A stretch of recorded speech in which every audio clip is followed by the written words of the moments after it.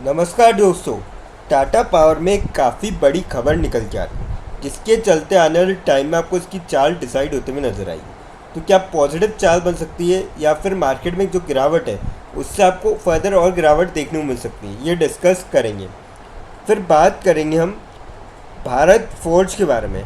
Bharat forge को लेके एक काफ़ी बड़ा जेफरीज का बयान निकल के आ रहा है, जिसका आपको क्या इम्पैक्ट पड़ते हुए देखने को मिलेगा। क्या नेगेटिव असर देखने को मिलेगा स्टॉक प्राइस पे या फिर पॉजिटिव देखने को मिलेगा, वो डिस्कस करेंगे।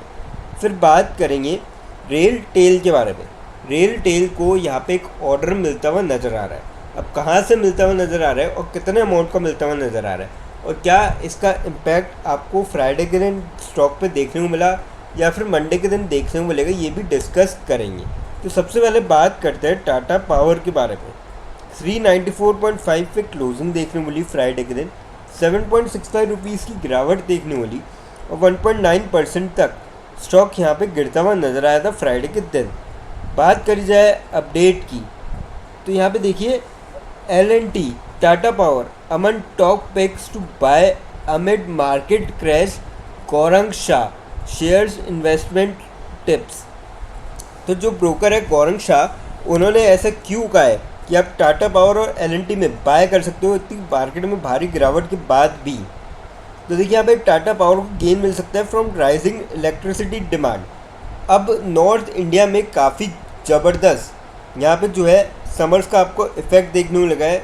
कई सिटीज़ में टेम्परेचर जो है 40 डिग्री पार कर चुका है और अभी हाफ ऑफ द मार्च का मंथ ही एंड हुआ है। तो अप्रैल मई जो एकदम सबसे गर्म महीने माने जाते हैं साल के, वो तो अभी आने बाकी है, मई जून। तो उससे पहले अगर ये है तो ऑब्वियसली बात है इलेक्ट्रिसिटी की डिमांड जो है इंक्रीज़ होगी, जिससे पावर सेक्टर को ज़बरदस्त फ़ायदा मिल सकता है। और शाह ने ये भी हाईलाइट किया है अपॉर्चुनिटीज़ पावर सेक्टर के अंदर, पर्टिकुलरली टाटा पावर के अंदर। और इन्होंने पॉइंट किया है कि disruptions of the supply of fuels such as LNG LPG, इससे भी started raising concerns about shortage. तो इसका भी इम्पैक्ट देखने को मिल रहा है। और rising temperature are expected to push electricity consumption higher.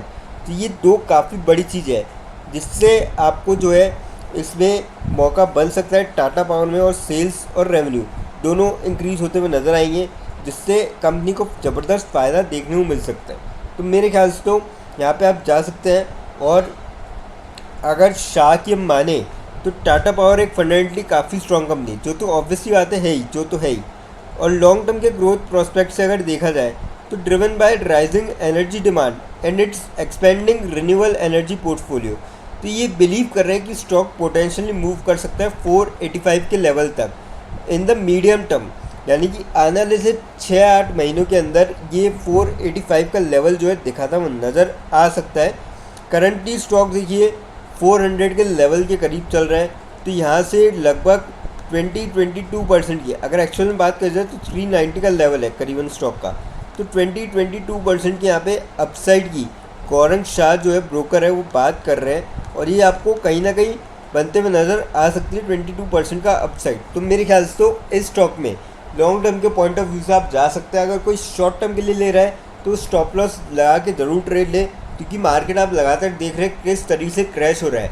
Nifty 50 जो है 25,500-600 के लेवल्स पे थी, वो गिर के लगभग 2000 पॉइंट गिर चुकी है, 2-2.25 पॉइंट, और 23,300 के कुछ के लेवल तक आ चुकी है। तो यहाँ पे आप समझ सकते हैं मार्केट में कितनी ज़बरदस्त गिरावट हुई है।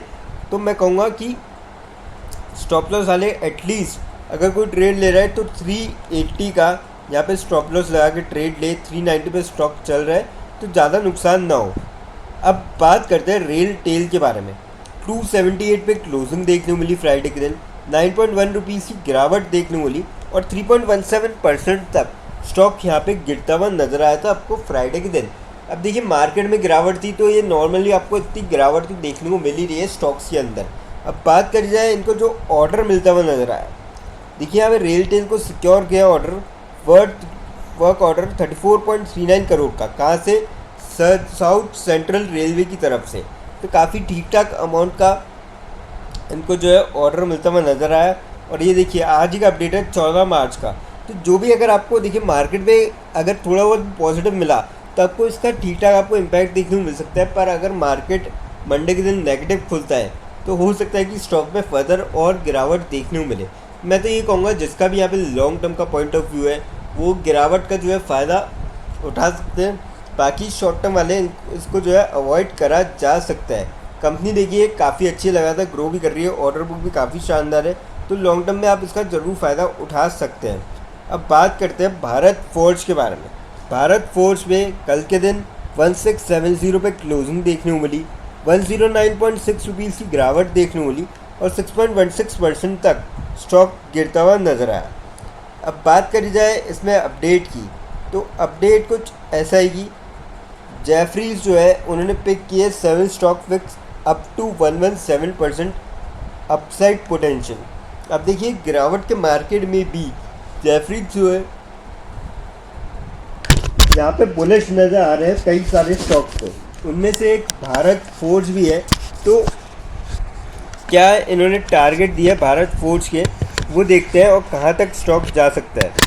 अब देखिए यहाँ पे भारत फोर्ज के अंदर जो उन्होंने टारगेट दिए हैं 2150 के दिए हैं, और ये क्यों दिए हैं, क्योंकि ऑटोमोबाइल कंपनी है सब target price translating to an upside 21% current level से ऑपरेशनल जो आउटलुक है वो शो कर रहे हैं signs of improvement supported by indications that the US truck cycle is bottoming out, strong truck demand in India, easing India US tariff pressures and continued momentum in the defence segment sales Jefferies.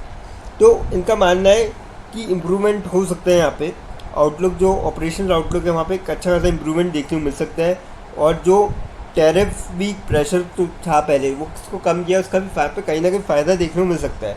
तो इस वजह से काफ़ी bullish हैं, और 1680 के करीब stock चल रहा है, वहाँ से 2150 समझ सकते हैं कि 350 पौने 400 रुपये की यहाँ पे जो है इनके हिसाब से तेज़ी बन सकती है आने वाले टाइम पे। अब देखिए और कौन कौन से स्टॉक्स पे ये जो है थोड़े बुलिश है, नज़र डाल देते हैं। स्टार हेल्थ अलाइड इंश्योरेंस, इस पर बुलिश है भारत फोर्ज के अलावा। ग्रो पर थोड़े यहाँ पे बुलिश नज़र आ रहे हैं, और state bank of India SBI पे, प्रॉफिट पिक्स पे, तो ये कई स्टॉक्स है जिस पे ब्रोकर जो है बुलिश नज़र आ रहे हैं जेफरीज। और अगर और देखा जाए यहाँ पे जेएसडब्ल्यू स्टील पे भी बुलिश है, स्टील सेक्टर को लेके काफ़ी ज़्यादा ब्रोकर यहाँ पे बुलिश है कई सारे। इटर्नल जो जोमेटो का स्टॉक है उस पर भी थोड़ा यहाँ पे बुलिश नज़र आ रहे हैं, और इसका तो काफ़ी ज़्यादा 117% तक अपसाइड ही देख रहे हैं, और टारगेट प्राइस भी 480 की सेट करें, ज़बरदस्त टारगेट प्राइस यहाँ पे सेट करें इसके। मैक्स हेल्थ केयर को भी लेके कंपनी जो रेफरीज है बुलिश नज़र आ रहे हैं। तो मेरे ख्याल से आने वाले टाइम के अंदर ये जो तेज़ी है बन सकती है, लेकिन यहाँ पे कोई भी इन्वेस्टमेंट करने से पहले फाइनेंशियल एडवाइज़र से कंसल्ट करें या खुद की रिसर्च करें, क्योंकि ये वीडियो नॉलेज के पर्पज़ के लिए है, इन्वेस्टमेंट के लिए नहीं। वीडियो अच्छी लगी हो तो चैनल को लाइक और सब्सक्राइब ज़रूर करें, ताकि आने वाले टाइम में कुछ ऐसे ही अपडेट्स आपको मिलते रहें। थैंक यू दोस्तों।